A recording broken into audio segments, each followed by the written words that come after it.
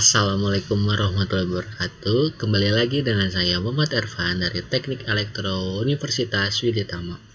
Oke, kembali lagi kita akan menjelaskan di mata kuliah manajemen kontrak. Kita langsung aja ya.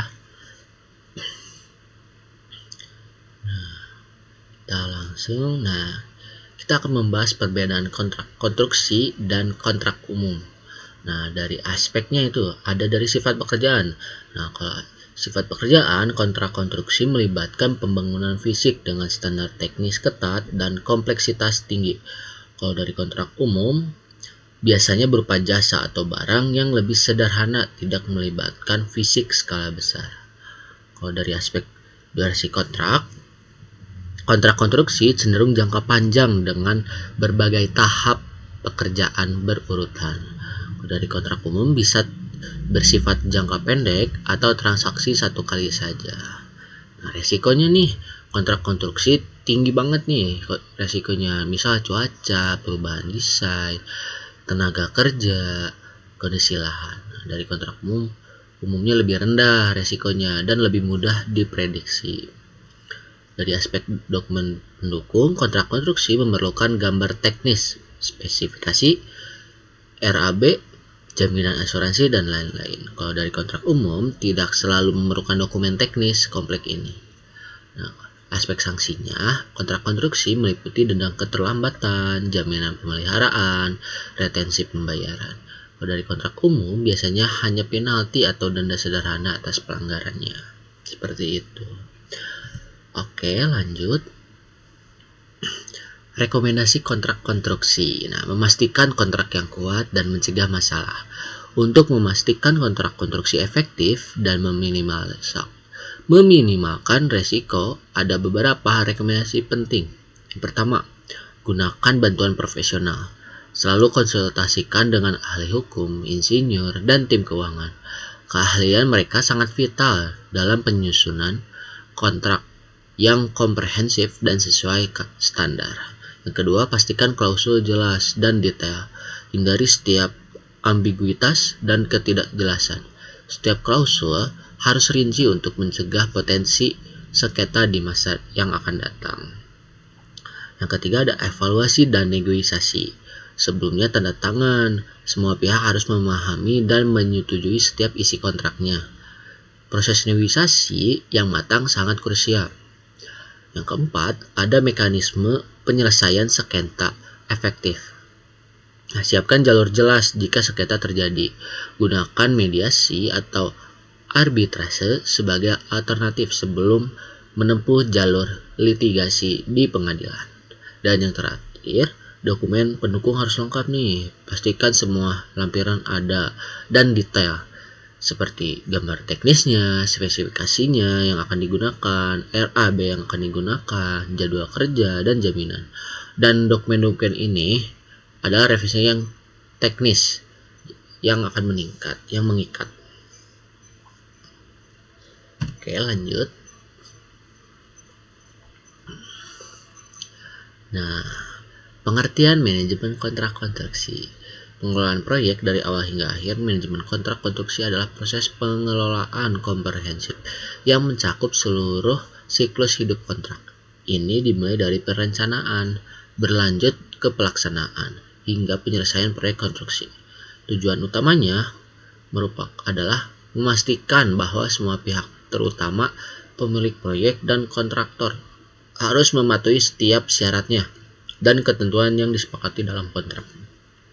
Ini termasuk kepatuhan terhadap spesifikasi teknis, batasan biaya, jadwal waktu, serta pengelolaan resiko yang mungkin muncul selama proyeknya berlangsung. Nah, selanjutnya ada landasan manajemen kontrak. Nah, di sini ada pilar-pilar pendukung nih di pelaksanaan kontrak. Nah, manajemen kontrak konstruksi tidak berdiri sendiri, melainkan didukung oleh beberapa landasan teorinya. Teorinya penting nih.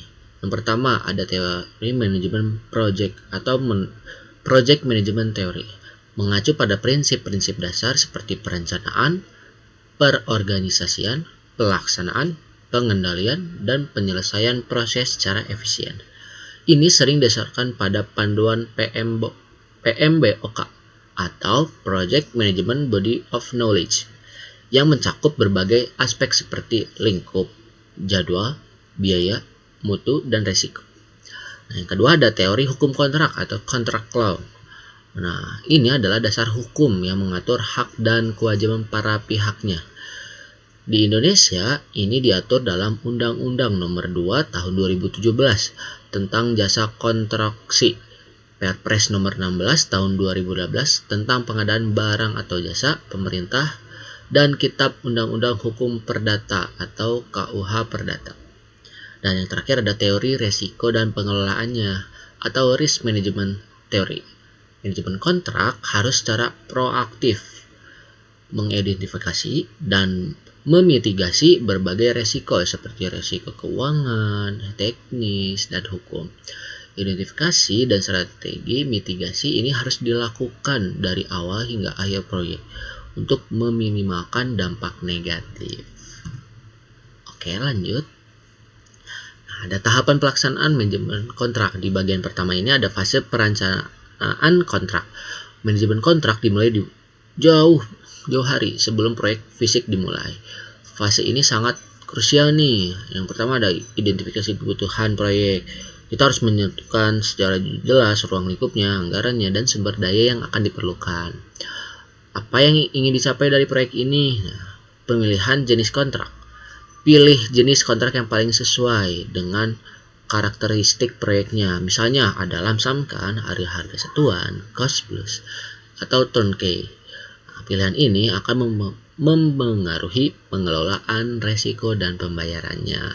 Dan yang terakhir penyusunan dokumen kontrak. Ini mencakup penyusunan seluruh lampiran dan klausul. Dokumen harus detail, termasuk spesifikasi teknis, jadwal pelaksanaan, dan semua klausul hukum yang melindungi kepentingan kedua belah pihak. Oke, lanjut ke bagian 2-nya. Ada fase pelaksanaan kontrak. Nah, ini adalah fase di mana proyek fisik berjalan dan kontrak diimplementasikan. Nah, yang pertama nih, pengelolaan perubahan kontrak atau variation order. Nah, mengelola setiap perubahan desain atau spesifikasi teknis yang muncul di lapangan. Proses ini harus terstruktur agar tidak melebihi anggaran atau jadwal. Kedua ada monitoring dan evaluasi proyek. Melakukan pemantauan dan evaluasi rutin terhadap progres pekerjaannya, standar mutu yang ditetapkan, dan kendala di lapangan. Ini untuk memastikan kepatuhan terhadap kontrak. Pengelolaan klaim. Yang ketiga, klaim atau manajemen. Menangani klaim yang memungkinkan diajukan terkait pembayaran, keterlambatan, atau kendala tak terduga lainnya. Evaluasi klaim harus berdasarkan klausul kontrak yang sudah disepakati kedua belah pihak. Dan yang terakhir adalah manajemen komunikasi. Nah, menjaga alur komunikasi yang efektif antar pemilik, kontraktor, subkontraktor, dan konsultan pengawas. Komunikasi yang baik mencegah miskom atau miskomunikasi dan mempercepat pengambilan keputusan. Oke, lanjut ya. Nah, di sini ada yang bagian ketiganya nih, fase penyelesaian kontrak. Fase akhir ini yang memastikan proyek ditutup dengan benar secara teknis dan administratif.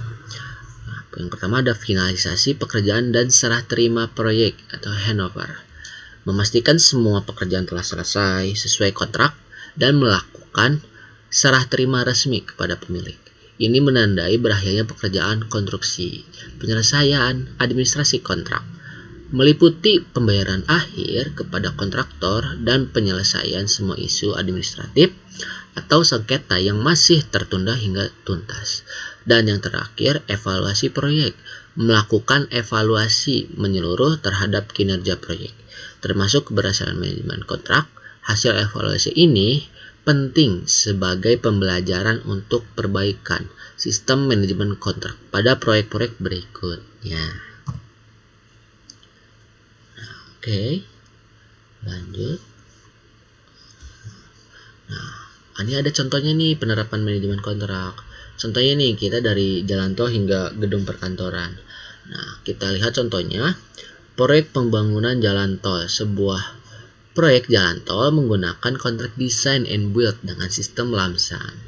Saat pelaksanaan, ada perubahan desain karena kondisi tanah tak terduga nih, misalnya tanahnya agak susah untuk jadi ambles atau gimana pun itu. Nah, manajemen kontrak berperan mengelola variation order ini agar perubahan diakomodasi tanpa melebihi anggaran awalnya yang sudah ditandatangani kontrak. Nah, lalu proyek pembangunan gedung perkantoran nih contohnya. Sebuah perusahaan membangun gedung dengan kontrak harga satuan. Kontraktor mengajukan klaim kenaikan harga material akibat inflasi.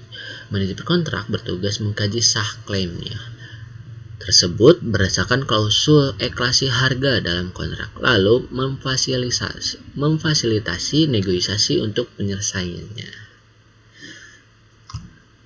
Oke, lanjut. Mohon maaf jika agak lama. Nah, di sini ada aspek pentingnya nih dalam penerapannya. Nah, kunci keberhasilan proyek ini ada aspek-aspek pentingnya. Yang pertama ada dokumentasi yang lengkap dan jelas. Nah, setiap aspek proyek harus terdokumentasi dengan baik. Ini termasuk perjanjian tertulis, semua perubahan kontrak, dan laporan kemajuan proyek. Dokumentasi yang rapi adalah bukti hukum yang kuat. Nah, yang kedua ada sistem pengawasan yang efektif. Dan kita harus memanfaatkan teknologinya. Seperti BIM ini Building Information Modeling. Ini teknologi ada, bisa nih, udah modern. Dan perangkat lunak manajemen proyek dapat sangat meningkatkan efisiensi dalam monitoringnya dan pelaporan pelaksanaan kontrak. Dan yang terakhir ada penerapan alternatif penyelesaian sengketa. Jika ada perselisihan, kita ada alternatifnya nih metodenya. Mediasi, arbitrase, atau adjudikasi dapat diterapkan. Ini seringkali lebih cepat dan sering menjadi efisiensi dibandingkan menempuh jalur litigasi di pengadilan. Nah, ini adalah kunci keberhasilan proyek. Dengan menerapkan semuanya, aspek-aspek ini akan efektif mencapai target proyek. Oke, lanjut. Mohon maaf jika agak loadingnya lama. Mungkin cukup sekian dari sekarang. Mohon maaf bila presentasinya kurang banyak atau kurang jelas yang saya sampaikan. Wassalamualaikum warahmatullahi wabarakatuh.